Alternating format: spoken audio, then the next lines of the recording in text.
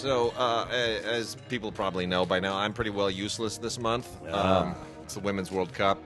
We have it on in the background. Yes. If you hear me completely lose my mind at some point, it'll be because England has scored a goal in the second half against Argentina. England, Argentina. I apologize to all of our Argentine fans. I'm rooting for England because I do love the English ladies. I think they're terrific, and a lot of my favorite players of all time were English players. So, including the two that are doing the commentary, Kelly Smith and Enia Luco. So, Not at the moment. not at the moment, but who are doing the commentary during the halftime. So, anyway, I'm all into women's soccer. My daughter's out of school. She's done with kindergarten now. Can't believe that happened. Yes, graduated from kindergarten. It's unbelievable. Yeah, born, graduate from kindergarten. That usually takes about 20 minutes. Yeah. Yeah, the next thing you know. And you know, all these people whose kids I remember when they were born, they're posting pictures of, you just moved him out of college, he's going back home for summer. I'm like, what? Really? Next time you look up, you'll be getting her out of middle school. Yeah. And then she's going to want keys to the car.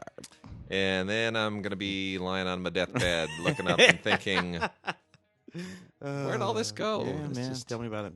Talking to my mother this morning, she's like, time flies. Yeah, I'm it like, does. Thanks, Mom, for reminding Crazy. me. My back hurts. It's insane. And yet, there is somewhere in the oceans of the world some ancient prehistoric shark thing that's been around for about 1,000 years, right? Yeah. A tree in the woods that's 1,000 years old. But, you know, I think there's a mushroom someplace that's a couple of thousand years old. Oh my goodness! Yeah, well, that is. So, the summer is shaping up in an interesting way after the burst of Avengers Endgame, which really tapered off pretty quickly. It's still going to beat Avatar, but it tapered off real quickly. Sucked up all the air in the room for a while, too. And everything else is disappointing. Well, I mean, let's talk about the gigantic flop of Dark Phoenix. Oh, I think my that's gosh. the one. Yeah, and this weekend, what's even underperforming Dark Phoenix in its second weekend is Men in Black International in its first weekend. Yeah. Which brings it's funny because that's Tessa Thompson from Valkyrie. Well, and of course Thor. So I sort of got that. You know, I don't know why you make another original movie. What 20 years ago, something like that. The third one was already a bit of a mess. Yeah. So I'm not sure why you pull that ripcord again.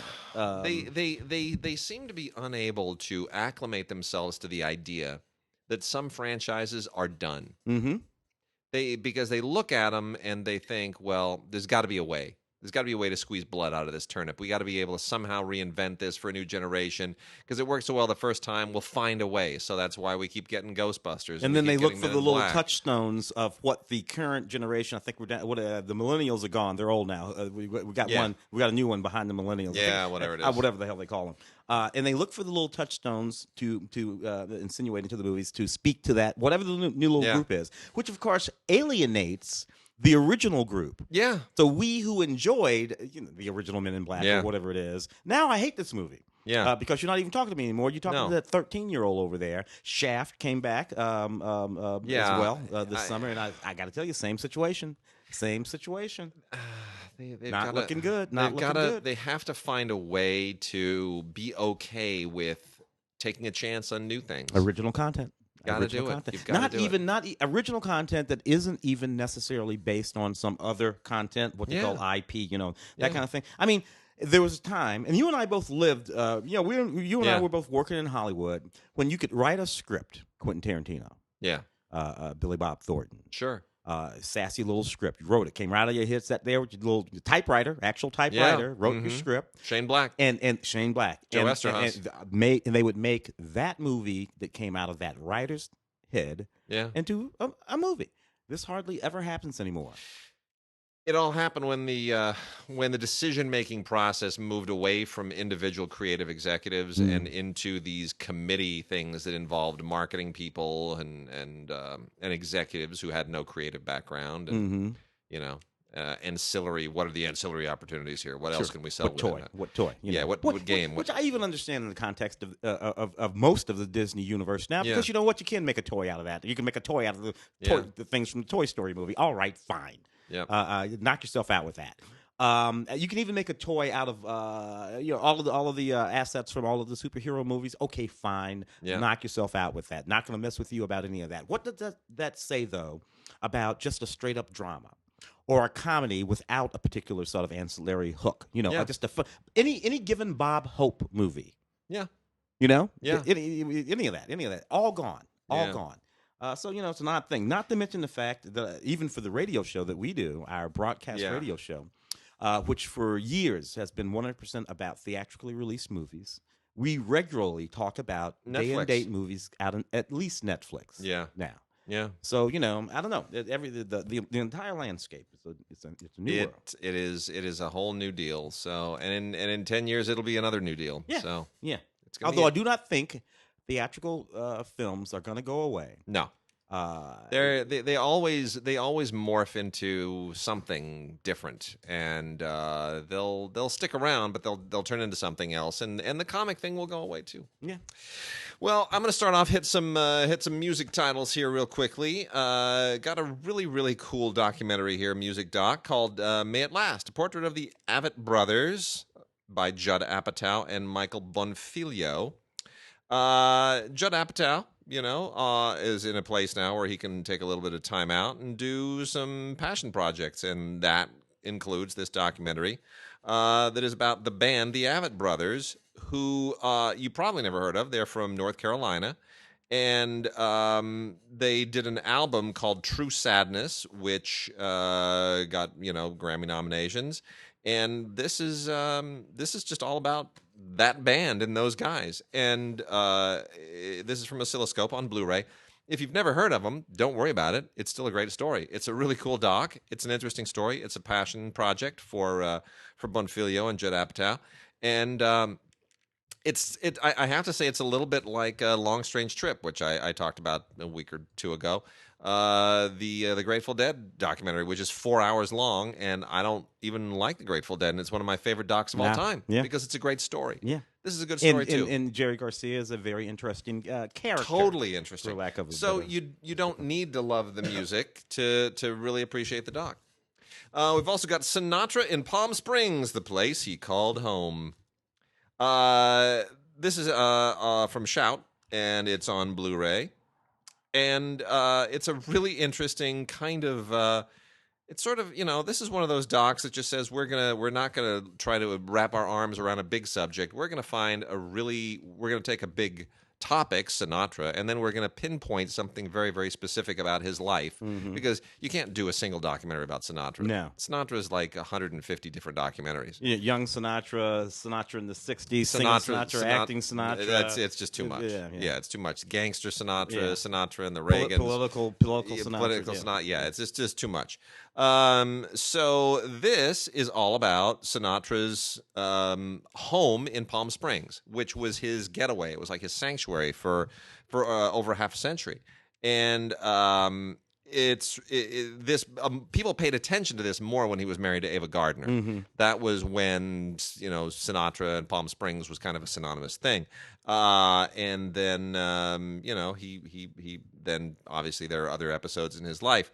So this talks about why Sinatra and had such an attachment to Palm Springs, why he loved the Coachella Valley, and how that reflected in his work, in his music, in his acting, everything else. It's really very interesting, and tons of clips here, really fun stuff, a lot of stuff that I'd even forgotten that he'd done, a lot of TV stuff, and great interviews, really great interviews. So. Really a super strange subject, but a really, really interesting documentary. Very nicely put together.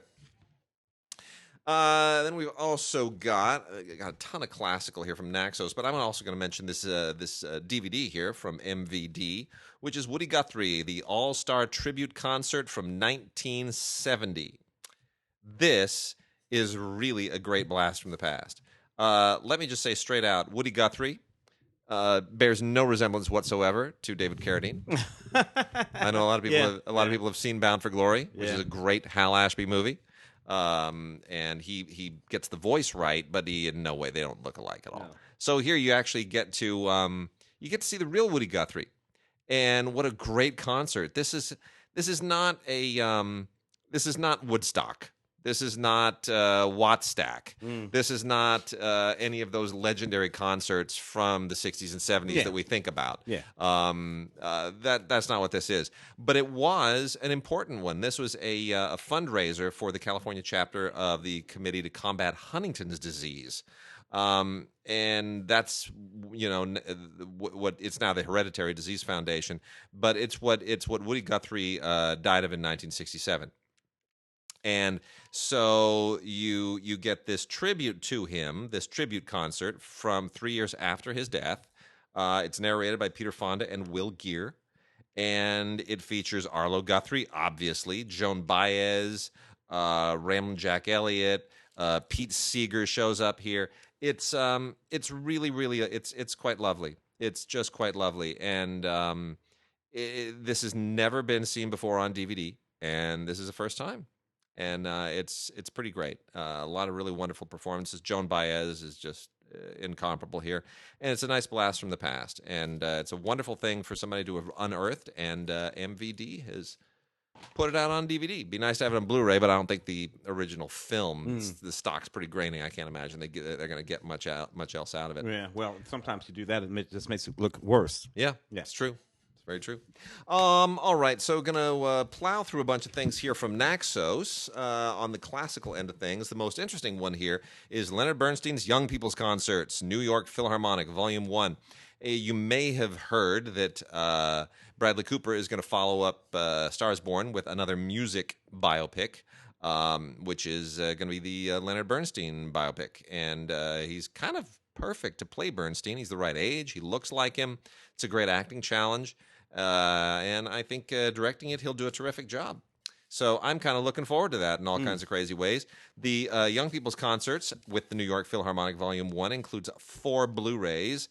And this was this all took place on, this was aired on CBS, and it all took place between 1958 and 1972, and with a total of 52 programs that Bernstein wrote and hosted and produced, and were meant to sort of imbue a new generation with a love for classical music and an orchestral performance, and it was really amazing. It's wonderful.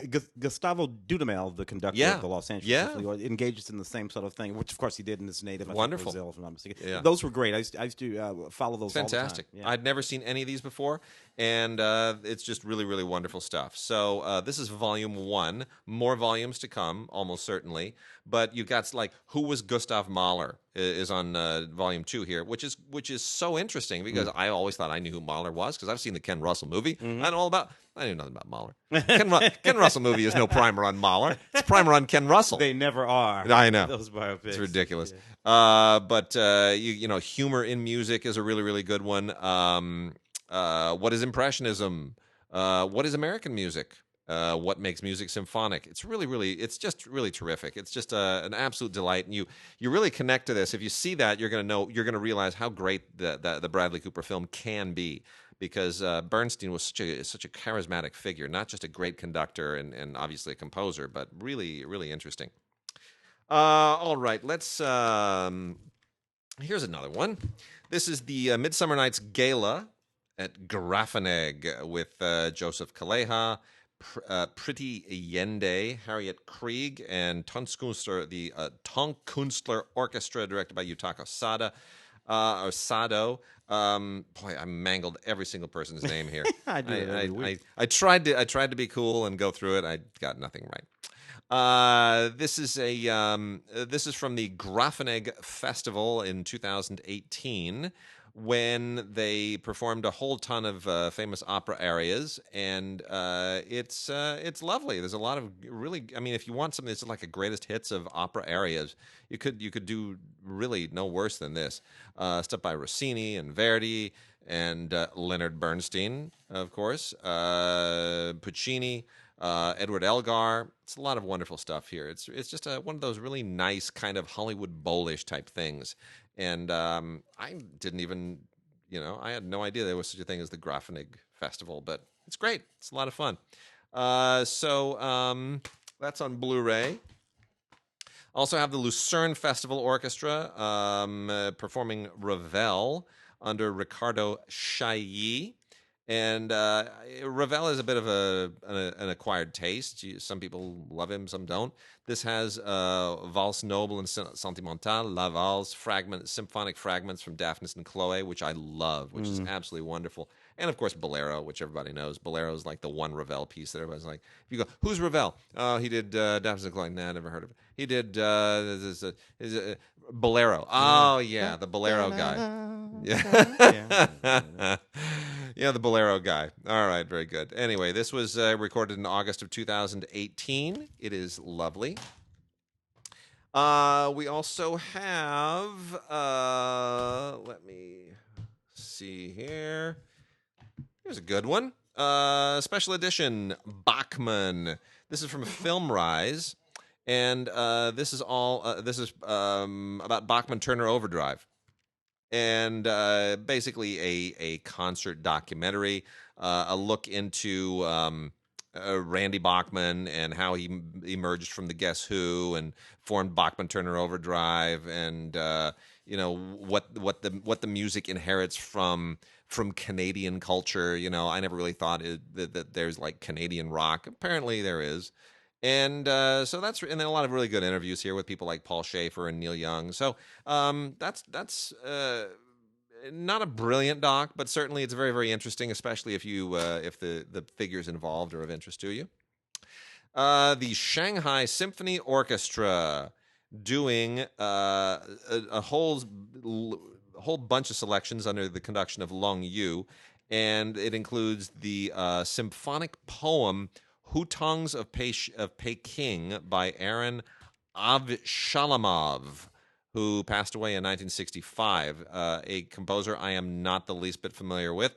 But then you also get, which is very interesting, it's really interesting, the Hutongs of Peking. It's a symphonic poem. It's quite interesting. And then there is Tchaikovsky's Violin Concerto in D, Shostakovich's Symphony No. 5, and wonderful violin work by Maxim Yengerov. This is all recorded in Lucerne in August of 2017, and that is from Accentus Music. And then we get operas. I'm going to blow through these operas real quickly. Bellini's I Puritani, really interesting production with the Opera of Stuttgart in Germany. Very interesting art direction and staging, really kind of aggressive, not too avant-garde, but it's impressive. Makes really nice scale use of the stage. We also have Carl Maria von Weber's Der Freischütz. And that just should scare you all. There's just Der Freischütz. Teatro alla Scala is the performing background. This is fine. It's nothing particularly amazing. I'm not exactly a von Weber fan. It's German romantic opera performance, but it's it is passable. Mozart's Don Giovanni, the 950,000th Blu-ray of a staging of this. This one comes from C major. And this is from the Sferisterio Opera Festival, staged by Pierluigi Pizzi. And it's not better, it's not worse than any other Don Giovanni. It's basically just Don Giovanni, and it's fine. If you have other Don Giovannis, I wouldn't necessarily add this to them or trade any of them in. They kind of all fit the bill. Verdi's Stifilio. This is from the Parma. This is from the Verdi Festival in Parma at the Teatro Regio in Parma, Italy. This is from Naxos proper, not a different brand.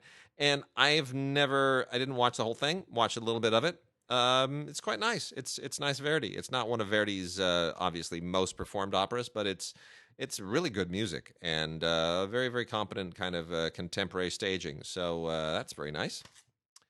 And then the last two is Coppélia, which is a ballet, and this is conducted by Pavel Sorokin. And I didn't follow the story very well, to be honest. Didn't stick with it for too long. It's based on on Tales of Hoffmann, and it's fine, I guess. It's fine. I didn't hate it. I didn't really love it. It was fine. It's performed by the Corps de Ballet, the actors, actresses, orchestra, and chorus of the State Academic Bolshoi Theater, students of Moscow State Choreographic Academy. That's the actual name of the people performing. The Russians cannot be brief about anything. And then lastly is a Donizetti opera called Il Castello di Kenilworth. And it's fine. Donizetti is also an acquired taste. Has this is also a really kind of cool, aggressive, modern / classical staging. It kind of mixes the best of each. But this is from Dynamic, and it's funded by the Donizetti Foundation. What can I tell you? It's it is what it is.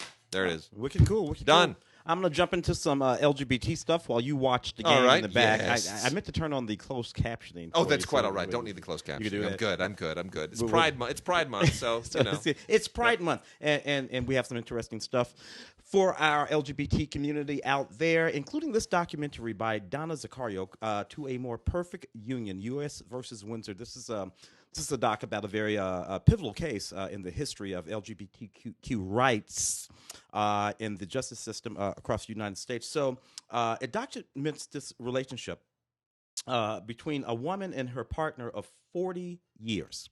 Is that all? Yeah, well, tell me about it, right? And when her partner passes away, she got hit with this ridiculous estate tax because it was a gay marriage. Right. They weren't married at all, relatively speaking, over the course of the years. But when they did, in fact, get married, after that became a thing that folks could do. Yeah, she still got hit with this, which would not have applied exactly. Had she been married to a man. So she and her attorney, she was 80 years old at this point, and her attorney, Roberta Kaplan, went to court to fight to change this incorrection, and they managed to do it after a long, hard-fought battle. This film is really England just scored. England just scored. I'm trying to That's okay. keep it together. This film is fascinating for a couple of different reasons. The court case itself, which is not unlike On the Basis of Sex, that Ruth Bader Ginsburg movie. The court case itself was much like that in terms of what was at stake. What's lovely about this film is the long historical documentation of this relationship. That's really what makes the film. Yeah. You already know they're going to win the court case, so that's not the pivotal thing. Watching this relationship as it happens over 40 years, wonderful black and white photography and 8mm photography, because again, these folks were together for a very, very long time. So that's where this beautiful, beautiful movie actually lies. Donna Zaccario, who made this film, also made a really neat movie about Geraldine Ferraro. Geraldine Ferraro paving the way. Who, of course, Geraldine, of course, was the first woman to be on a presidential ticket. A major candidate on a presidential ticket. So, interesting little territory that she's taking care of there, walking around. So check that one out. Then we have Testosterone. Volume 3, third in a set of these short films that are really, really terrific short films. Some of them date back quite a ways, and they get sort of aggregated into the set. This one includes 1992, Silver Lake Afternoon. Silver Lake Afternoon was a wonderful little film that played in Outfest 4 or 5 years ago. I remember reviewing that film. Just Me. Telling Dad, which is a Andre D. Chambers film. Andre makes some really lovely films. Most of his films are about the relationships between straight men and gay men, usually sons telling their fathers, coming out to their fathers. And they're always very interesting because they don't always go the way you think they're going to go. Right. Most of the time, it's the gay guy that has the issue. Yeah. And in his films, and the dad is like, "Well, we always knew you were a gay, son." Right. And then sort of things that sort of pop up around that, these sort of expectations that don't get fulfilled. It's very interesting stuff. And the jealousy. I will say this: it's really interesting too. Having gone through now 6 years or 6.5 years of parenthood, you really I don't believe that any but the dumbest parents could ever be surprised by anything about their kids. Like when my daughter throws her gnarliest tantrums, I pull her aside and I go, "Let me tell you something. I threw that tantrum once. I know why you're going nuts at 6 o'clock at night, because I used to go nuts at 6 o'clock at night. You know why you're not going to get ice cream before bed anymore? Because it sets you off like a cocaine fiend, because it used to set me off like a cocaine fiend. We have the same DNA. And you know why that anger that you're giving me right now, that's not from me, that's from your mom, and I've known her a long time too. So I know everything about you better than you do. None of this is going to work. So Nothing again, that's the thing. It's like parents know their kids. No, my mother and father both knew my brother. We all knew my brother was gay, for God's sakes. And it's an interesting story because like the folks in that little short movie I was talking about. Yeah. My dad was like, "Son, we all knew you were gay. Yeah. What do you want? You want the piano, or don't you?" This is a lovely little film. Before Homosexuals, from ancient times to the Victorian Crusades. This is an interesting film from the folks who did Before Stonewall and After Stonewall. So This is like a prelude to that. And it's really just an interesting sort of a script thing. I've actually seen stuff like this on PBS. You have all these ancient Egyptian cave paintings and vases and all these sort of homoerotic scenes that are captured. And the point of it is to suggest that this thing that we used to be pretty afraid of has always been around and always will be. I like the historical sort of context of all of this. PhD, Bernadette Bruton, author of Love Between Women, narrating most of the film. Really, really interesting stuff, actually. I think so. Anyway, sorry, Angel. This is really just a really funny film about this guy in his 30s who has a young son. He goes to Brittany for work. He's living in Paris, and he goes to Brittany for work, and he meets a young man in his early 20s. Young man is just sort of realizing that he's gay and coming out and floating off into the world, and they become attracted. The complication is that the 30-year-old guy is, in fact, a father. He's gay, but he is, in fact, a father, and he has to sort of like calculate his life around his son, and the younger man wants to just sort of run wild and be footloose and fancy-free. And it's really a lovely, lovely film, and you probably enjoy it quite a lot. We have How to Get There from Here. This is really more of a sci-fi film than anything else. It's about this young man from this blue-collar neighborhood, and he goes back home after the death of his mother, and he finds this cardboard time machine he built when he was a little kid.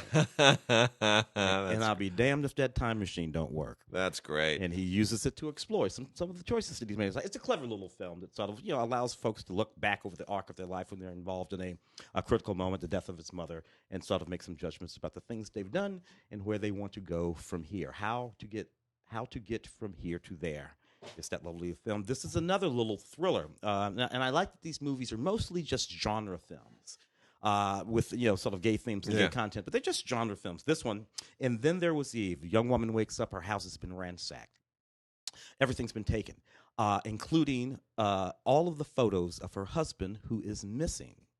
She gets a little desperate after a little while trying to find her husband. The police are not being very helpful. She runs into a woman named Eve. Eve is a pianist, but she seems to have a sort of Agatha Christie sort of vibe about her. She can figure things out. So she and this pianist named Eve set about figuring out what happened to her life, what happened to her husband. And as she comes to realize that something terrible probably happened to her husband, but more than likely at his own hands, she starts to fall in love with Eve, and it's really sort of interesting in the moving little story. And then there is this very hardcore psychological thriller here called The Skin of the Teeth. This is about a guy that goes on a date, perfectly normal date, takes a pill. When he doesn't really wake up from the pill, but when he comes around, he finds himself in a horrible situation. This is why you don't want to take pills when you go out on. Anyway, it's a crazy interrogation. There's a whole thing that's going on. It's a hell of a thrilling little film. That doesn't really have that much to do with being gay, which is again what I like about these films. See, they're making genre films. The characters are gay, but the content isn't necessarily so interesting. Much. Very interesting. That is certainly a change. That's a shift. Yeah.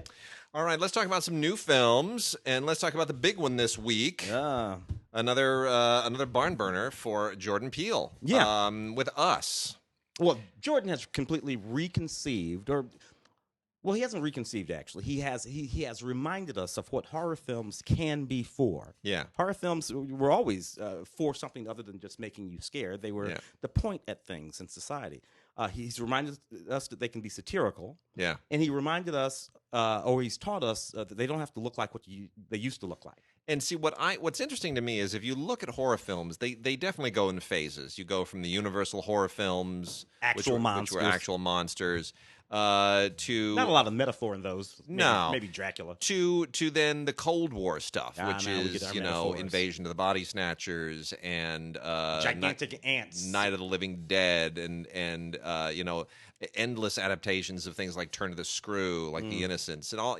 Then you start to get into some really interesting stuff, and then by the 70s, much as I love them, but you get two directors who just kind of screw everybody because they become so iconic. One of them being John Carpenter, who comes up with Halloween. And then with Hills Have Eyes, you get Tobe Hooper, obviously, is another one, obviously, with Texas Chainsaw. But Wes Craven and John Carpenter were the two who really repeatedly did things from Hills Have Eyes all the way to Nightmare on Elm Street with Wes Craven, and then John Carpenter for Halloween and Endless Halloweens and everything else that they launched things. They're still making Hills Have Eyes, and you kind of and that got us off on like a slasher vibe, right? It was all, and that leads us into everything like torture porn and the Saw films and all the rest of that. And what Jordan Peele has done is he said, let's kind of push all that away. We've had our fill of that for 30 years. And he's not much younger than you or I. No, yeah. And he grew and your review of Us was really interesting because you underlined the influence of the work of Ira Levine, the wonderful novelist who of course, and screenwriter Rosemary's Baby, and all the way up through Sliver in the early 90s. Ira Levine, the Stepford Wives, all that kind of stuff. You can see, if you can tell. Jordan, I happen to know that he grew up in New York on the East Side, and I happen to know that Mr. Levine lived on the East Side too. And you could see the influence of that. Jordan grew up watching television like you and I did in movies, and that sort of influence you can see in these movies very, very, very clearly. The sort of paranoia, the sort of questioning of what is real and what is not, so all of that with a little bit of contemporary fears and concerns insinuated into his stories, Get Out, before, and of course this movie Us, and you find yourself in a very, very scary, but fascinating film that's speaking to a number of things more than just sort of making you go boo. I am so grateful that because I have not been a horror fan for a long time, but I'm grateful that he's making horror films that aren't sort of going boo every 5 seconds. Yeah. They're designed to make my skin crawl. Yeah. Not sort of make me, because that's easy. It's always a loud clapping noise. Sure. And it's usually something that comes from off screen and just shocks you. And then you put the boom sound effect and people jump. That's cheap. But to give me something that makes my skin crawl because I identify things that are true in it. When you start speaking to truth and you're peeling the layers off of a really uncomfortable truth, and then you're asking me to think about it. Yeah. You present it to me in an intellectual way. Now I'm on board. Exactly. Now you're respecting me. Exactly. This is Polanski, of course. That's it. Polanski is there in lines to different. And he kind of is our new Polanski in a way, isn't he? Yeah. Who would have thought from Key and Peele? You know what I'm saying? You get Roman Polanski. Yeah. He'd become a Roman Polanski. That's so fast. Anyway. It's a terrific film. We've got the 4K Ultra. This thing is just packed full of all kinds of stuff. We need to check out the Blu-ray, the 4K. And of course, this is one of those films that was just full of Easter eggs, even as you watch it. Yeah. As you watch the film, and watch it again and watch it again, each time you come away with a those sort of moments, and you feel more clever the more often you watch this film, and you realize how deeply clever Mr. Peele is. Yeah. Excellent work. Good performances in this movie, by the way. Winston Duke and Lupita Nyong'o, really, really good work all the way around. The one thing too that I want people to really pay attention to with Jordan Peele is yes, he won an Oscar and he writes really interesting stuff, and it begins in the writing, but he takes some enormous risks in the way that he stages scenes. Yeah, he really does. Like and you saw that already, even in some of the sketches in Key and Peele, which I should have paid more attention to at the time. But he is very aware of camera work. He's very aware of interrupting performance and the flow of a scene with too much cutting and too much coverage. And he takes great pains to really choreograph a scene so that it's organic, so that it flows. and so that the geography of the scene is utilized in the most effective way. It's really, really smart, mature directing. It's very impressive. Yeah, lovely marriage. Yeah, Narrative really visual. great. Good stuff. Where are we going? Let's see. I'm going to talk about Lords of Chaos. Okay. And this is a weird, troublesome film. So Lords of Chaos features a very, very disturbing Rory Culkin performance. It is supposed to be scary and disturbing, but here's the ultimate problem with this. It's kind of overly fictionalized. This is based on a book, a 1998 book, which was also called Lords of Chaos, which is about the black metal scene in 1990s Norway. And it is, I guess, I assume that Mayhem was an actual band and that Euronymous was an actual person, apparently. So, but the rest of this is very, it's very fictionalized. And it's not really, if this were just like a musical drama about black metal, but no, it gets in, it becomes like it tries to be a thriller, it tries to be a horror film, it tries to be a procedural. And it goes in all these places which wind up sort of being stereotypical about these really dark metal movements that I don't think are necessarily true. I think it's all kind of urban myth. But, it means to be shocking. This is the uncensored director's cut. It's kind of shocking, but not really. It's a Blu-ray DVD combo set.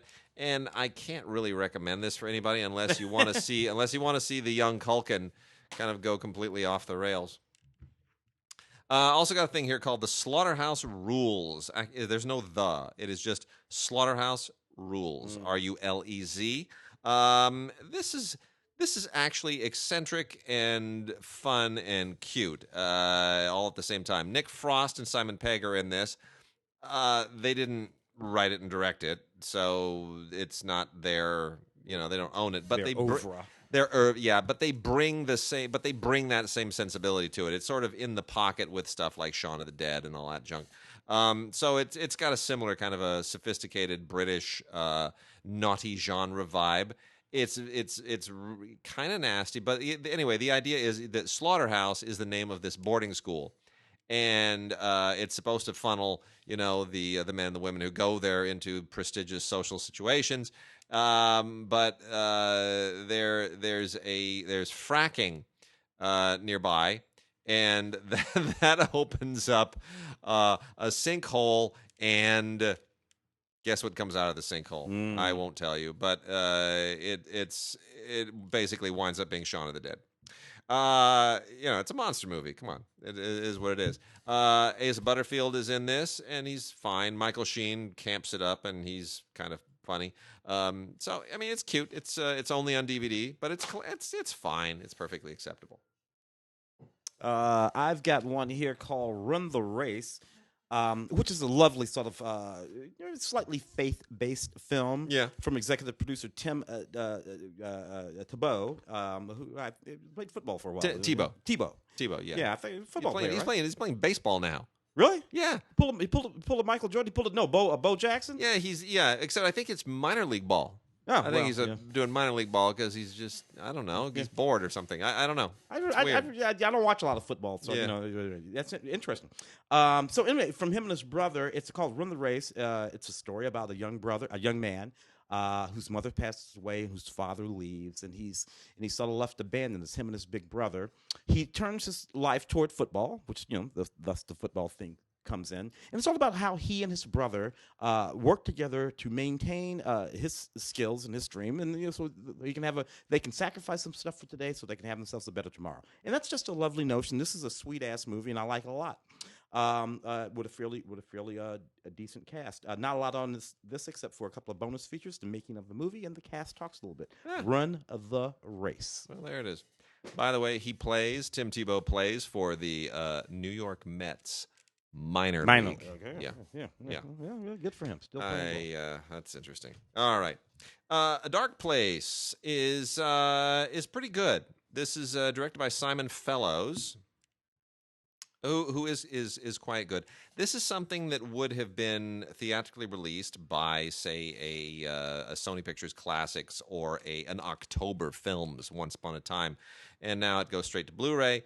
But it's actually quite good. This is a very kind of grown-up, intelligent mystery thriller about a guy who's basically a garbage truck driver, and befriends a kid in the neighborhood. And then when the kid disappears, he has to. It has obviously it leads him in a certain direction. Let's just say that it leads him in a certain direction, and it's not where you think it's necessarily going to go. Yes, he becomes kind of an investigator. He kind of becomes like a rogue detective of sorts, but it creates a situation in the town, and it winds up having a very interesting commentary on small social circles and communal trust, and it's quite interesting what it does. It's quite well written, and it's very competently directed. Simon Fellows does a very, very good job, written by Brendan Higgins, and anchored by a really, really wonderful performance by Andrew Scott, an actor with whom I am not that familiar, but I hope to see more of him because he's quite good. And then also on DVD, I want to make a quick mention of 11, which is a low-budget World War I movie, like a really low-budget World War I movie from Monarch. But man, is it impressive what they do with not a lot of resources. They really do a wonderful job of recreating in mood what they don't have money to recreate in scale. And it's this, World War I doesn't get treated enough in movies anymore. We've kind of even World War II doesn't get treated often enough. We've moved on to Gulf War and others. What are you gonna do? Whatever the most recent war is, that's always the one that gets the treatment. But this is good. This is about a bunch of guys who, this is about the psychology of war and the psychology of service in war. And it all takes place on the last day of World War I. And which is always an interesting question. The war is about to end. At what point do you pull the plug psychologically? Yeah. And how do you do it? And are you able to do it? It's very interesting. When did you stop being a warrior? Yep. Corbin Burnson actually directs quite a lot of. I didn't know that. Yes. Until I saw that come in, I was like, really? Sort of slightly faith-based films. I like the way he does them. They're really sort of lovely. So this one is about a man who loses his wife, played by Mary Lou Henner, in this particular movie, under fairly odd circumstances. While grieving, a dog shows up in his backyard. Just this dog. Tries to get rid of the dog. Dog won't go. Dog never barks, though. Dog just won't leave. Eventually, he names the dog and starts hanging out with the dog. Dog starts hanging out with him, and it's all about reclaiming faith. There's a bit of a mystery going on in this story again too. So again, doesn't sit right on top of it. Yeah, they're getting better at these. Doesn't sit right on top of it. Written and directed by Corbin Burnson. It's a lovely movie. I haven't seen Mary Lou Henner in a while, so that was kind of cool too. A thing called Wonder Park, an animated film, which is fine for kids. The thing that this really did for me, and CG animation seems to be so easy to do now, and that isn't to say that it's easy, but there are small companies that are able to do movies with CG animation. If you can buy enough computer power, you can get it done. That's it. So this is all about this little girl whose name is June. By the way, Toy Story 4, fantastic. Oh, really? Loved it. Better than 3? Because for me, that's a 1-3 situation. A 3-1 situation. Here's the thing. It kind of reboots it a little bit, but the difference being, I was not a parent when I saw Toy Story 1, 2, and 3. Mm-hmm. Toy Story 4 kind of reboots it with a little girl at the center of it. I'm a dad. I got a little girl. I saw it on her last day of kindergarten, and there's a scene in there where the little girl goes to kindergarten orientation. I'm sorry. It was just the wrong day for me to see this thing. I was going to love it no matter what, but I had a great time with it. Outstanding. So anyway, Wonder Park is about a little girl named June who, for reasons that I won't get into, the theme park she's always dreamed of winds up coming to life, complete with all the bells and whistles and animals and doodads and all the stuff. And it winds up becoming like a sort of a mission, an existential journey come to life. It's really cute. It ultimately doesn't hang together, but it's got a lot of good moments, and it's got a lot of fun extras on it as well. There's an iTunes digital movie code on it, and the thing that I kept thinking of while watching this, really good voice work, by the way, here from especially Jennifer Garner, Matthew Broderick, and Kenan Thompson. They do the best stuff. John Oliver and Mila Kunis are fine. But the thing I kept thinking of is a book, newly released, called The Amusement Park by my friend Steven Silverman, who wrote Stanley Donen's biography, also wrote a biography of David Lean years ago. And he was just on Air Talk talking to Larry. Yes, that's right. He was on just yesterday, and I went and heard him do a big presentation at the Santa Monica Library the other day. Fabulous.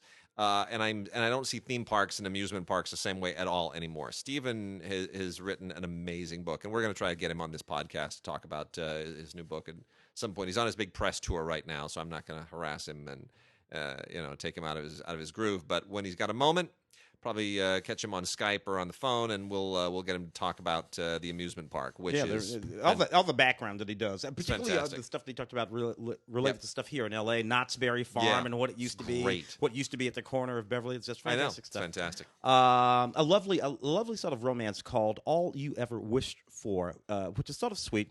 A young New York sort of fashion guy goes off to Milan to take a business trip, gets kidnapped. Whisk off to some sort of alpine village. Little does he know, the woman who runs the hotel at the alpine village is a gypsy, and she has put a spell on that little hotel. And the first person that each of these men see, including him and his abductors, they're going to fall in love with. It's one of those, and you know what? This is just so sweet. Perfectly lovely, beautiful little film that people will thoroughly enjoy. This used to be the kind of film that got theatrical releases and would do well. And nowadays, the only way you're going to see a film like this is you pick it up on DVD or you wait for it to stream, but you'll miss it otherwise. Don't miss this perfectly lovely little film starring Darren Criss. It's really, really sweet. So we got a thing here called Crypto. This is a Blu-ray and digital copy combo set from Lionsgate or from Grindstone through Lionsgate. Grindstone again does all these really kind of cheesy action films and then movies about talking animals. Yeah, that's what they do. It's two tiered. They have two prongs.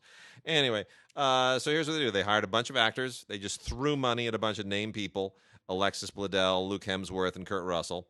And said, be in our crappy movie about a ridiculous subject, and then don't complain. Yeah, and that's what happens. And this is something that basically the mob, like some global syndicate, is laundering money through an art gallery. And Bo Knapp, with whom I'm not that familiar as an actor, but he's fine. So Bo Knapp is the Wall Street guy. Who discovers this thing going on, and then it becomes very Hitchcockian and kind of man on the run, blah blah blah blah. Luke Hemsworth is fine. Kurt Russell is sort of going through the motions, and Alexis Bledel still looks like she's 18 years old, which is astonishing to me. It's not great. It's not horrible. It's just kind of grindstone-y. Well, this sucks. Kiss Kiss by Dallas King. This will make up for how that one's not all that bad. There's an actor in this film named Robert Wagner. He's not that Robert Wagner. He's this young guy named Robert Wagner. You should probably put like an E or something in there. Robert E. Wagner or something. You know what I'm saying? Yeah. You really don't want anybody going around thinking you're Robert Wagner. Then again, I suppose you have to be of a certain age to even know who the other Robert Wagner was. If you're under 50, maybe you don't even know who that is. I wonder if this guy even knows he's named after. Notice how I'm talking about him and not the stink-ass movie he's in? Because the stink-ass movie, Kiss Kiss, it's about these four strippers, and they decide to go out for a day in the valley drinking wine. One of them takes out there. They get kidnapped by this guy. Of course, and they get forced into these death fights. Of course. So I hate it when strippers get kidnapped and forced into these death fights. It's so dumb. In any case, bonus features, behind the scenes stuff, a few deleted scenes, and blah blah blah. Director's audio commentary. Kiss Kiss, a film by Dallas King. All right, so the last of the new movies today, I got a bit of a story about. So, The Man Who Killed Don Quixote. Released by and theatrically and on Blu-ray by Screen Media. This is the Terry Gilliam film that was never supposed to be. Yeah. It was originally supposed to be a Johnny Depp film. Anyway, look, here's the story. Terry Gilliam, his whole life, has wanted to make the story, The Man Who Killed Don Quixote. It's a kind of a variation on Don Quixote and the whole La Mancha fable that combines a present day thing where they're making a movie about Don Quixote, and then it's very meta, right? The director who's making it winds up falling into an unexpected life adventure that mirrors the story of Don Quixote, and then some weird sort of fantastical existential things start happening, and it means to get a little time bandity and a little Brazil-y. It's very much a Terry Gilliam thing. It's back when he was first going to do it. It was back when Terry still built things. Yes. Before CGI when he got over. budgets. He built some great sets. Yeah. So here's the story of this. I have a very interesting story on this because I'm kind of part of this in a peripheral way. The original Terry Gilliam film was, back in the 90s. Was supposed to star Johnny Depp, and had a whole different cast. Famous French actor was going to play Don Quixote. Jean Rochefort. Right? Jean Rochefort, exactly. Jean Rochefort was going to play Don Quixote, and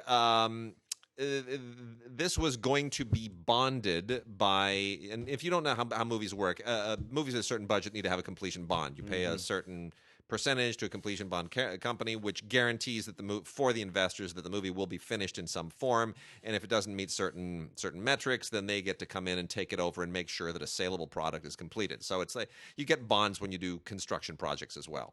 And it's basically a reinsurance thing. So at the time, the completion bond company that was going to bond this, or was considering bonding it, my wife was basically their vetter. And that's what she does. She tells you whether or not your movie makes sense. Very, very talented producer she is. And by the way, our short film went fabulous. We shot last week. Well, I thought, fantastic. I did really no good. doubt. It was very stressful, long nights, but she nailed it. And so did our buddy who wrote and directed it. So I sent you the pictures too. It doesn't even look like a short film. No, it looks like a Lawrence of Arabia. It looks looks like 30 people and rubble and Syrian war recreation. What the hell's going on here? It's short film. What kind of short film? Anyway, so I remember very clearly the day I'm sitting there watching something horrible on TV, and my wife finishes reading the script, the Terry Gilliam script, and she looks at me and she tosses it in my lap and she says, "Can't be done. Under budgeted by more than half. Read it. Tell me what you think." I'm like, "Oh, okay. Well, that's kind of mean." Or true. It's a Terry Gilliam film, but her feeling was Terry Gilliam tends to have problems on his movies. He's kind of, every one of them, something always goes wrong. Yeah. And she said, these flights of fancy and the imagination and recreation of, moments from the story and this, and it's just too opulent. There's just too much going on. You don't have for that budget. For that budget. It's not realistic. And so I read it. Very interesting. I thought, well, I could see Terry Gilliam knocking it out of the park with this. You give him enough money, but you tell me. I don't know what budget this needs. Anyway, my wife advised against it. They went ahead and did it anyway because it was Terry Gilliam. Next thing you know, the set gets washed away by a flood, and the Jean Rochefort breaks his leg, and everything goes wrong. Yeah. Everything that can go wrong does go wrong, and the movie never gets made. But the documentary about the making of the movie, Lost in La Mancha, that gets made and becomes more than a DVD extra. It becomes its own standalone film, and a very, very good one, made by the guys who did The Hamster Factor, which was an extra on 12 Monkeys. 12 Monkeys, yeah. Which, as it turns out, a very good friend of ours in the UK represented one of the filmmakers, and his dad was an investor in that documentary and made a pretty penny off it. Yeah. So all unbeknownst to us, we found this out during a trip to London once. But in any case, that brings us forward to the present day, where Terry Gilliam finally took another bite at the apple. Instead of a Johnny Depp movie, it now becomes an Adam Driver movie. And he winds up getting Jonathan Pryce to play, his old trusty buddy Jonathan Pryce from Brazil plays Don Quixote, which is good casting. Throw in Stellan Skarsgård and, Olga Kurylenko and, a bunch of other name actors. And a fragment of the budget he was even going to have on the first time around. And what do you get? You get a really underbaked movie that could have been great if they had had more money. Yeah. And that's what you get. Which is what the problem was in the first place. It's always been the problem. And it's really unfortunate. There are some wonderful moments in it. but it doesn't hang together. It just doesn't quite hang together. And it's very sad. I wish it were better. But it's going to be, one of Terry Gilliam's most talked about films. It had its own problems, which included being sued by the investor who tried to shut it down and prevent it from even being released, and a fight over final cut. So it still wasn't out of the woods, but it is now on Blu-ray. It is out of his mind. The monkey's off his back. So hopefully Terry can find it in himself to do something else. Yeah, think about something else because Terry's the Imaginarium. The Dr. Parnassus. Oh my God, Terry's been gone for a while now. So that's unfortunate. Yeah. Little TV. Let's do TV. You and I both love the reboot, imagination of Lost in Space. Yes, the complete first season. I loved love this show. So Lost in Space, we'll recall the sort of campy Guy Williams and all this stuff with Billy Mummy and all that. Dr. Smith. Forget about all that. No, they take it dead serious. The Robinson family goes into space. They reconfigure things a bit, but all the familiar characters are still there. Yeah, you got Poser Parky. Just Parker killing Posey. it. Parker Posey. Thank you, Posey Parker. Parker Posey playing Dr. Smith and just killing it. Totally psychotic the way she plays him. Nothing like what was going on before. Love that they made Will Robinson a much younger boy than Billy Mummy was during that series. It's a very clever thing they do because they make him, because he's so young but still brilliant. Yeah. He can be afraid. He's scared of what's happening. They go off into space. Just the same thing's going on. I love what they do with the two daughters. Love the two daughters. Love Penny, them so much. They're smart. They're strong. Yep. The mom, played by June Lockhart in the series, who was sort of like the mom from Leave It to Beaver. Even in the Lost in Space series, not that in this series. No. She's the brains behind the operation. Dad is right there, but he's a Marine. Dad is there to Molly break Parker. Molly Parker, great Canadian actress, plays the mom, and she's. I mean, I've always loved Molly Parker, but she's so perfect here. Toby Stevens plays the dad. Who's also been in Black Sails. No, it is just an absolutely terrific new show. I love it. The new season is coming out soon, which is why I'm glad this is out finally now on Blu-ray. But it's fantastic. The actresses who play the daughters are just Taylor.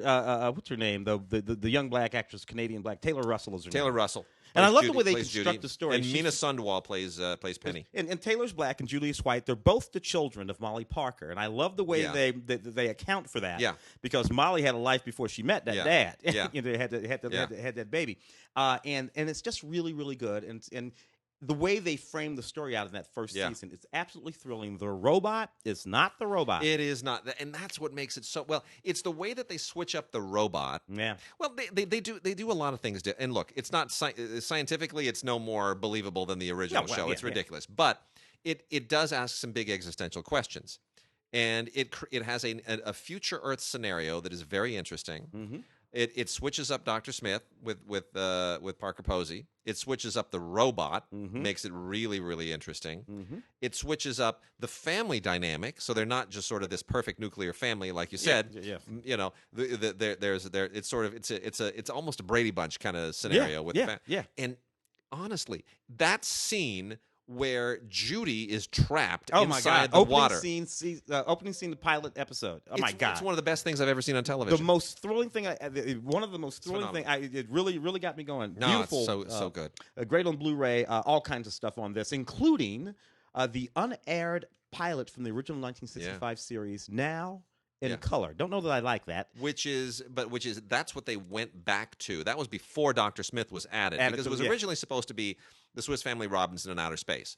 And the original show deviated from that. These guys were smart enough to say, maybe that was a great idea originally. Let's go back to that. And basically redo what they were going to do before, Yeah. We got Drop Dead Diva, the complete series. You know, I never really cared for this. I know what they were going for, and it never felt like they quite achieved it. It's the whole inner beauty thing, Shallow Hal, kind of inverted for television. I get it. I know what you're trying to do, and this is, what is beauty and what does it mean to? We've all been in that. I've seen that movie and that TV show a million times. However, there is a supernatural aspect to this where a whole reincarnation thing, and like it's like the body switching movies melded with that. I don't know. It never really pays off its premise. It opens up more issues than it's ever really able to grapple with. However, it has some nice guest starring bits and some nice performances, and a lot of people really enjoyed it. It ran for 6 seasons incredibly, which I was always amazed by. So it is now out on DVD, complete season from Mill Creek, and never mind me if you like it. First season of Swingtown, a 2008 series, which also starred Molly Parker. Interesting enough, yep. And this is an interesting little season. Only had the one season, set in 1976. Right there at I guess it was America's 200th birthday anyway. And you have these sort of suburban couples who are doing the sort of 70s swinging thing, man. Yep. Because that's apparently what happened in the 70s. Which, by the way, I was alive in the 70s. I was like a teenager, and that didn't happen at all. It's a few weird places in New York, maybe Florida. Nevertheless, this was a fun series. Loved the hair, loved the Dacron polyester outfits. But didn't last all that long. Season 2 of Killing Eve picks up exactly where season 1 leaves off. So if you watch season 1, you'll know what that means. Somebody died at the end of season 1. And we're going to pick up right there and roll forward. This was pretty good. I didn't watch all of season 1 of this. This is a 2-disc set. But folks really like this show quite a lot. Like I said, not that big of a fan, but if you liked season 1 of Killing Eve, season 2 picks up right where it leaves off and presses forward from there. A few bonus features on this, including a little primer that helps you get caught up to what happened in season 1 if you don't want to go through watching all that stuff again. All right, talk. Shangri-La is a TV series that I had never heard of before.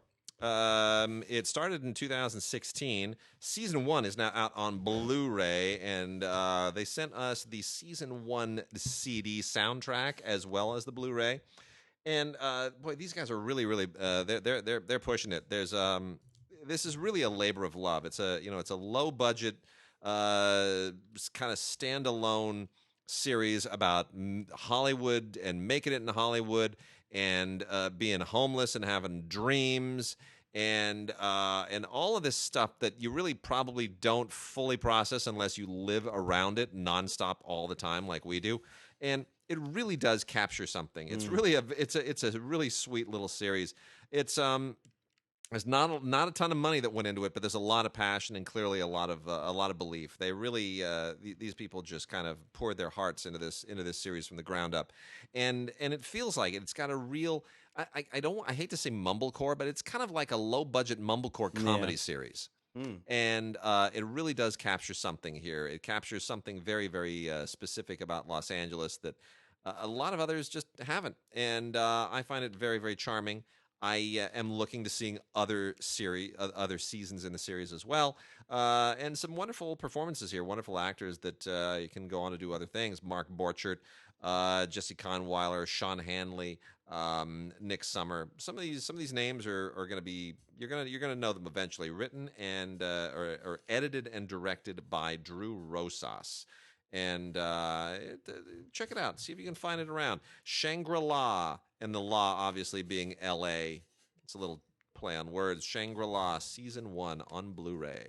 Very, very, very, very loosely based on true events of the Black Dahlia case here in Los Angeles some many, many years ago. I Am the Night stars Chris Pine and India Isley. An interesting sort of conceptualization of that period, of that period, 1965, 1950s, 1960s. This comes from Patty Jenkins, so it's sort of conceived very nicely there. I don't know. I enjoyed this a little bit. It's created by Sam Sheridan, who's created a couple of interesting series as well. I would say that depending on whether or not you are a stickler for accuracy in the representation of historical crime fiction, it will depend on how you feel about the series. If you go into this thinking, this is going to reveal something for me about that period, that Black Dahlia period, that's simply not going to happen. With this series, it takes all kinds of flights of fancy away from that. Nevertheless, if you just look at this as a very engaging drama and thriller with a mystery at the center of it, it's actually not particularly bad. Pretty good. You get inside the special features. You get inside the episodes. You get some myths inside the Snowden house, et cetera, et cetera. And who is Fauna Hode, who is the central character of the series, who's played by India Asley, and she was a real person. We're going to do some classic film stuff now. Hitting the Kino releases. Got a couple more from the American Film Theater line of Kino classics. That, of course, is the series of films that were produced by Ely Landau back primarily in the 1970s. All of them adapted from famous stage productions. We've talked about those in a few recent weeks. Got two more there. Lost in the Stars by Kurt Weill and Maxwell Anderson, and then Bertolt Brecht's Galileo, starring Topol. The real killer here is Galileo, because it was directed by Joseph Losey, the great Joseph Losey.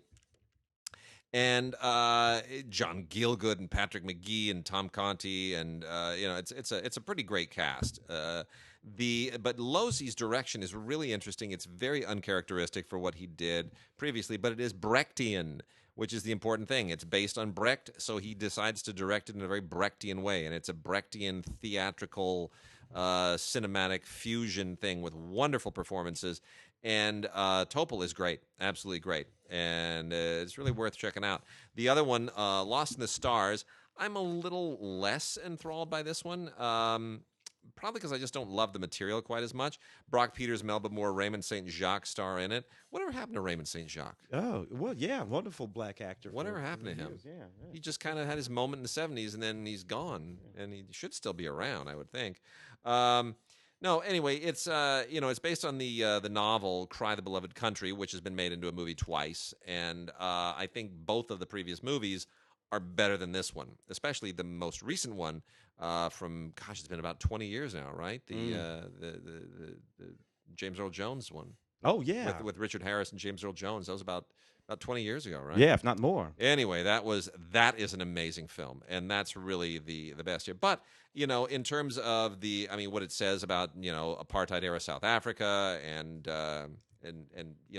when it was made in 1973, obviously that's a very, very different vibe as opposed to when the last Cry the Beloved Country was made, which is, post-apartheid. So looking back on it. So I do cut it a little bit of slack, but still, Brock Peters was better in To Kill a Mockingbird. And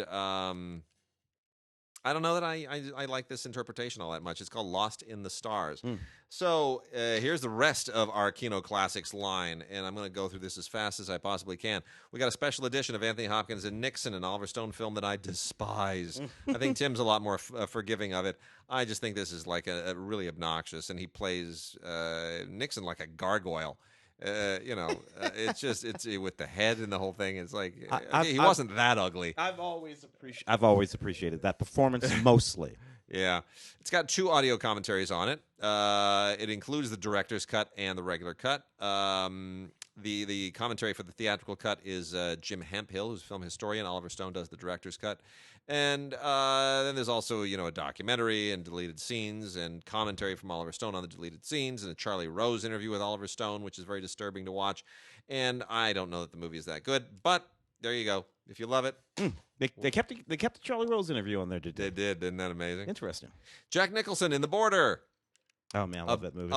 A better movie than it got credit for at the time. Directed by Tony Richardson. Flop at the time. I know it was a flop. It just really tanked. But, man, it's really, looking back on it now, especially in the current environment. In the current environment, yeah, you kidding me? Yeah, Valerie Perrine is terrific as his wife. Jack Nicholson playing this really disturbed border agent. Ry Cooder does a fantastic score for this thing. It's really, really good. No, this is a sharp film. Harvey Keitel and Warren Oates co-star. Very sharp. Well directed by Tony Richardson. Worth checking out. Also have Thirst, the Park Chan-wook film, which I know we're supposed to say Park Chan-wook. I apologize for my bad Korean pronunciation. This is his vampire film. I guess after watching Sympathy for Mr. Vengeance and Old Boy and Lady Vengeance, it was inevitable that he would say, I've got to do a vampire movie, just like Abel Ferrara had to. Got to put my spin on that. It's not as good as his other films, but it's still pretty creepy. It really, really pushes your buttons. Not a lot here. There's an entertainment journalist commentary by Brian Reisman, and that's about it. But it's on Blu-ray, and I'm glad because it is worth checking out. Mississippi Burning, one of my all-time favorite Alan Parker films from 1988. This film was picked apart at the time because it's ultimately basically about two white FBI agents. It takes a very, very serious incident, a civil rights era incident, and turns it into a detective procedural. Which it probably shouldn't have at the time. Well, it makes them the heroes of the story. It makes them the heroes of the story. This was on its way to a Best Picture win, by the way, when that was raised as an issue, and then everybody got cold feet and said, we'll vote for Rain Man instead. And that's how Rain Man became that year's Best Picture winner. The same thing kind of happened with Zero Dark 30. People were like, "Oh, really? Are you sure?" It kind of if it, just on the off chance that people think it condones torture, I'm going to vote for Argo instead. Exact same thing happened. Even though I think this is a better film than Rain Man, it does have that issue. But it's still really well made. There's some really good stuff in it. Gene Hackman and Willem Dafoe are terrific, and it's got the lynching montage in this thing will make your blood run cold. It's the only time I've ever seen that depicted in a film in any kind of a realistic way. And it's chilling. It's absolutely chilling. But nonetheless, it remains a movie to be discussed and debated. Trevor Jones has a really good score on it. Has an audio commentary by Alan Parker, and there it is. The Brink's Job, William Friedkin's very misguided movie about the Brink's heist, famous Brink's heist. I read a book called on the Brink's Job at the time, and which is much more interesting than this movie. It doesn't quite get the tone right. Good score by Richard Rodney Bennett, audio commentary by a couple of film historians, but I don't know. It's a misfire for William Friedkin especially, and this tremendous all-star cast. Michael Crichton was a director once upon a time, made a lot of really bad movies, and then he decided, I'm just going to write novels that get made into better movies. So one of those really unusual movies that he directed was called Pursuit with Ben Gazzara, Martin Sheen, and E.G. Marshall. And they also get a comic artist and a film historian to do an audio commentary on here, which is okay. The movie is not great. It's kind of the standard thing that he always does. It's the standard Westworld, Jurassic Park scenario, Andromeda strain. Science is getting away from us, and we need to beware. That's basically what it is. It's all about nerve gas and in the Republican convention, and they're gonna, it's sabotage. A little bit of Black Sunday in there too. It's really kind of stupid, but Ben Gazzara is good. They Might Be Giants is a wonderful movie with George C. Scott as Sherlock Holmes. I know you're thinking George C. Scott as Sherlock Holmes. That doesn't make any sense. You wait till you see it. It's actually really, really good. Anthony Harvey directed this, who did The Lion in Winter. It was produced by John Foreman. It's actually a really unusual kind of it's an interesting spin on the Watson Holmes thing, because it's not really a Holmes and Watson story. It's about a guy who thinks he's Sherlock Holmes, and Joanne Woodward plays Watson. And I won't go into all the different details about it. You need to see it. It obviously did, the female Watson thing before Lucy Liu was female Watson on television. F. Mary Abraham's in this thing.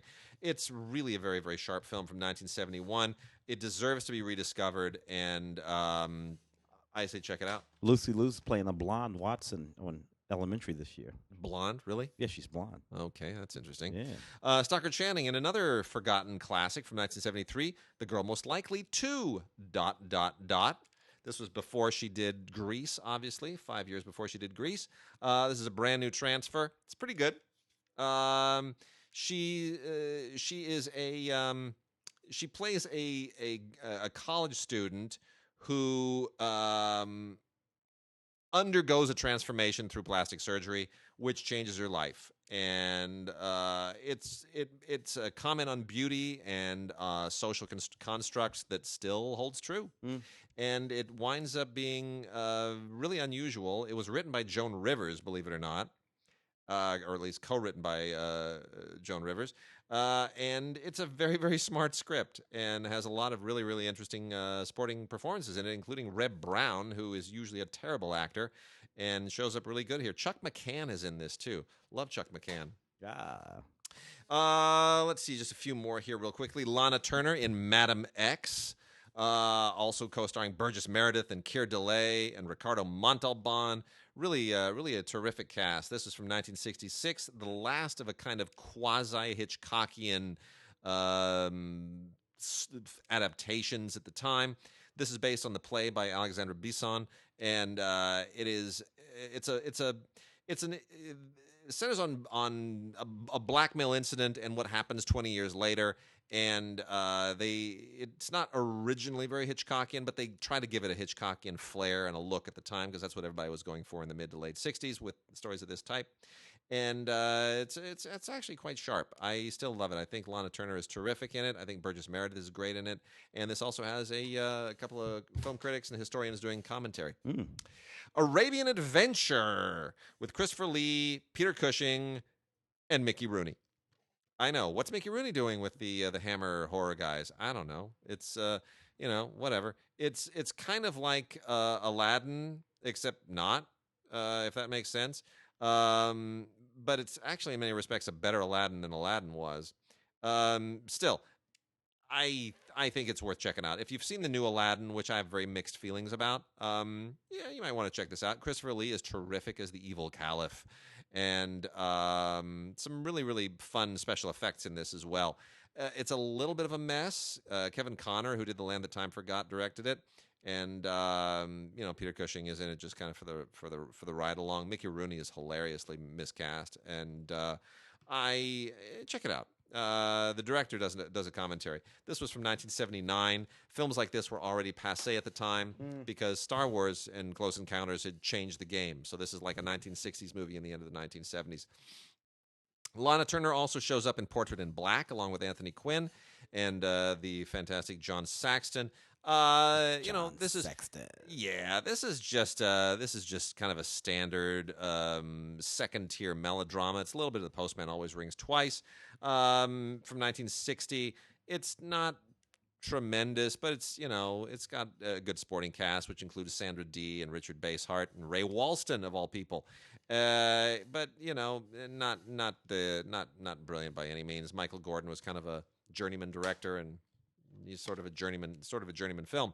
Michael Caine in Kidnapped, which is a Robert Louis Stevenson story that deserves a better adaptation than this. This is not terribly good. Michael Caine is really the only great thing in it. It also has Jack Hawkins and Trevor Howard, who did a lot of this stuff at the time. All those adventure films, they always seem to show up in them. This was an AIP release here, so it's very much kind of an attempt by Corman and Arkoff and Nicholson to do something that was more legit than what they usually did. All right, Tim, what do we have from Shout this week? Let's see. A couple of different things, including this Universal Horror Collection, which is kind of cool. So you had the big boys. Look at that, folks calling. You had the big boys, Boris Karloff and Bela Lugosi, who created some of the most cinematic, memorable characters in the film. And then they did some movies together, which is what this collection pulls together. The Black Cat, The Raven, The Invisible Ray, and Black Friday puts those two wonderful horror icons in the same movies at the same time. And they're all a lot of fun. You can't go wrong when you got a movie with both Karloff and Lugosi in them. And these movies all work. Pretty good, too. We also got Peter Cushing and Frankenstein Created Woman. So this is Peter Cushing playing Frankenstein. This is an interesting point in the series out of the 60s where Cushing decided that he was going to start taking the souls of ordinary people and insinuating those souls into the bodies of these creatures that he creates. It's kind of creepy. Lots of special features on this, including a new original 2K scan, which is kind of nice. neat as well as an audio commentary. from a couple of film historians. Eli Roth likes the kind of movies that we just talked about, so he makes them, including The Green Inferno, Eli Roth's The Green Inferno, an absolutely terrible movie, as are all of those. I mean, Eli gave us the Hostel series and all that kind of stuff. He likes the stuff, and for folks who dig it, I guess it's kind of interesting. This is a little bit ironic. A group of environmental activists fly to Peru to try to protect the rainforest or whatever they're doing, and they crashed their plane, and the very tribe that they were going to Peru to protect tries to eat them. There you go. That's what happens. It happens. That's what happens. When it you happens do stuff a lot. like that. The Entity. Barbara Hershey, back in the late 70s, early 80s, did a couple of interesting films, including this one about an invisible entity that keeps basically raping her. I don't know that you could make this movie today. No, you could not. Every place she goes, this unseen entity just like has the ultimate Me Too. Oh, yeah, and so don't know if you could do that today. Lots of special features on that, too, by the way. Interviews with the actors, Barbara Hershey and a few other folks. The Last Seduction is a Morgan Fairchild movie. Morgan Fairchild. Whatever happened to Morgan? She looks great. I can't imagine she wouldn't. It's ridiculous. Beautiful blonde. Yeah. She plays this anchor woman in L.A. Young Stephen Andrews becomes smitten with her. She, tries to play him off a little bit. It basically becomes one of those stalker films, and nobody can help her. The cops can't. Her boyfriend can't help her. The cops can't help her. Again, not sure you can make this movie today in this context, but it is a film about a woman who eventually fights back. So maybe you could get away with that one. The Last Seduction, again, lots of special features on this. Interviews with the actors, Morgan and Stephen Andrews and Bruce Cohen and all the guys who were involved in the making of the film. And we got a couple other shout titles here, which are obviously timed for Pride Month. They are both part of the Shout Select line. They are numbered 80 and 81. The first one is To Wong Fu, Thanks for Everything, Julie Newmar, which, of course, came on the heels of The Adventures of Priscilla, Queen of the Desert, and is kind of the same thing. It's a drag movie. It's a drag road trip. Yeah. And it's basically that exact thing, except not an Australian film, and it takes Wesley Snipes, Patrick Swayze, and John Leguizamo. About 1995 or so. That film. That's more than 20 years ago. Yes, they look great. They look great as girls in 95. They look fabulous. They would not be able to pull any of that off today. They would not. They certainly would not. Do that today. Well, Patrick Swayze no longer with us. Oh, Patrick is gone. Yeah, but Leguizamo and Snipes still are, and they still look great. But they wouldn't be. Wouldn't pass as ladies. No, couldn't do that. Also makes me sad seeing Chris Penn in this, because Chris was still with us at the time. I knew Chris in junior high and high school. But look, it's not great, but it sort of pushes a lot of the same buttons. I would recommend Priscilla to anybody who's asking. It's a much better film.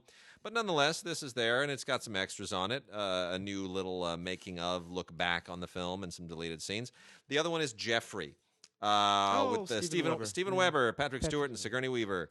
Kind of the which it's a little bit dated because it's very much rooted in the AIDS crisis as it bleeds into the 1990s. Michael T. Weiss in that film. It used to be in The Pretender. Yeah. The guy in The Pretender. That's when you could get away with having a bunch of straight people play gay people. Yes, you could. And this is very much kind of a romantic comedy of a type that was very specific to the 1990s. But and it's adapted from the Paul Rudnick Broadway play, or off-Broadway play, I guess it was.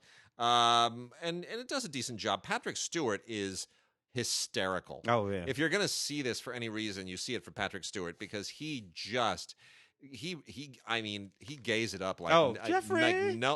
He is just so. And that is post Jean-Luc Picard. That's post Captain Picard. It is. So he really but he's not doing a stereotype. No. Is the thing. He is playing a very particular kind of older gay man. Yeah. Who it existed then and exists now. Yeah, and I love that movie. Yeah. And he is terrific in it. So it doesn't quite transcend the play, but it's got its moments. And then we're going to wrap out with some Criterion stuff real quickly. The first I'll make mention, and I know months later, we will get to the complete Bergman set that is still a monster, just trying to find time for that. But they took the famous Bergman trilogy, Through a Glass Darkly, Winter Light, and The Silence, about which I wrote many essays in school, is now out together as a trilogy in a lovely little package. And all three of these films are great. Through a Glass Darkly. Well, gosh, it's hard to say which is. I hate to say any of them are better than any of the others. They're not a trilogy in terms of having the same characters. No. They're a trilogy in that they deal with certain themes of loneliness and alienation. And Bergman meant for them to all tackle it. Winter Light is wonderful about a minister who is wondering why God is silent. The silence kind of continues that theme.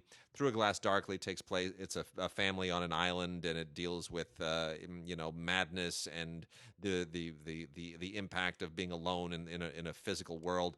I've never seen Spiders the same way ever since seeing that and reading the script.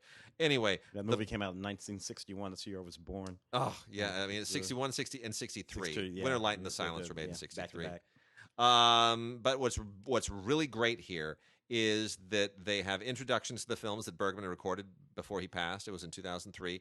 And they have Ingmar Bergman Makes a Movie, which is this amazing 5-part documentary for Swedish television that was made at the time of Winter Light by the great Vilgot Sjöman, another one of the legendary Swedish directors. And real cinema verite, just following him around. It's great. It's so good. And then they have... What's interesting in that documentary is we get to see how often unsure Bergman was. Constantly. Just notes and renotes and how the great cinematic master, but he was always trying to find the movie. Yeah. He was always trying to find it and working with his actors and it's brilliant. The other two Criterion titles, look, I can recommend them because they're Criterion, but they're Bruno Dumont, so I'm not going to. La Vie de Jésus and L'Humanité. Look,